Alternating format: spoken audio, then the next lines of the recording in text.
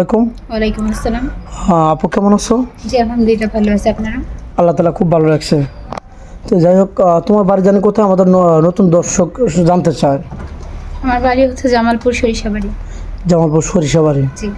ও আচ্ছা, যাই হোক, তুমি কি আমাদের এখানে কি বিয়ে সাথের জন্য আসছো নাকি কিছু সহযোগিতার জন্য আসছো? এখানে মূলত একটা ভালো মানুষের জন্য আসছি, যদি এরকম কোনো মানুষ পাই তাহলে বিয়ে শাদী করব। আচ্ছা, তোমার তো বাবা নেই না? জি না। সে তো মারা গেছে। জি। শুধু তোমার আম্মু আছে, আর ছোট ভাই আছে না বোন আছে? ছোট একটা ভাই আছে, একটা বোন আছে, আমরা ও, তিন ভাই। 3 ভাই বোন, তুমি বড়। জি। এখন তোমার বয়স জানি কত বলছিলে? 20+। 20+। কত বছর হলে তুমি সেট মনে করো?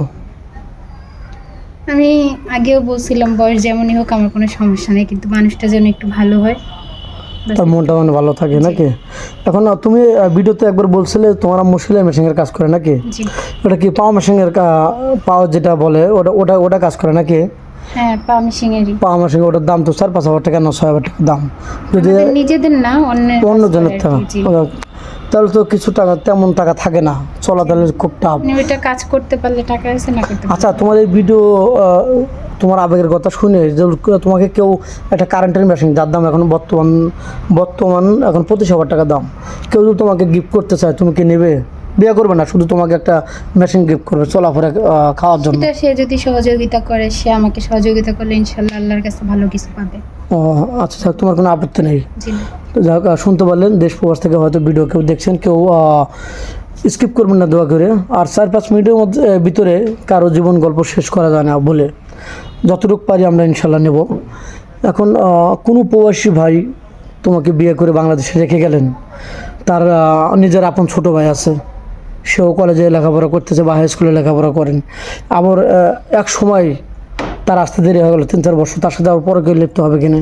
জি না, আল্লাহ মাফ করুক, এরকম কিছু হবে না। এরকম কিছু হবে না তো? আর তোমার ফ্যামিলির সম্পূর্ণ দায়িত্ব তোমার উপর দিয়ে গেছে, তাহলে কি তুমি তার সাথে প্রতারণা করবে? না, এরকম টাকা পয়সা মেরে দিয়ে আরেকজন হাত ধরে পালিয়ে যাবে, যে সে তো আসবে না, আমি আরেকজনকে বেছে নিই, এরকম কিছু করবে? এরকম কিছু হবে না ইনশাল্লাহ। হবে না। তখন কিন্তু তুমি অভাব বা অনটনের জন্য তুমি তোতাপাখির মতো বলতেছো, পরে যেন আবার 2 নম্বরে না করো, তাহলে আমাদের চ্যানেলেরও বদনাম হয়, তোমারও বদনাম হবে নাকি? না, এরকম ভুল বললাম? কিছু হবে না। জি। তুমি কি রান্না বাড়া করতে পারো? জি পারি। তোমার আম্মুকে সহযোগিতা করো না রান্না বাড়ার জন্য? হ্যাঁ, বাসায় রান্না বান্না আমি বেশি করি। তুমি কি খেতে ভালোবাসো?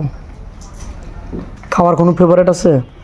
আমার খাবারের মধ্যে ভাত, ডাল, আলু ভর্তা এগুলো বেশি পছন্দ। এটাই মানে মাছ ভাতে বাঙালি গরিব মানুষ যা ছুটে। আচ্ছা, তোমার বিয়া হলো ভালো একটা ফ্যামিলিতে, বিয়া হলো তুমি ভালো একটা ফ্যামিলিতে বিয়ে হলো, তোমার স্বামী কিনা তুমি কোথায় ঘুরতে যাবে এরকম আশা আছে?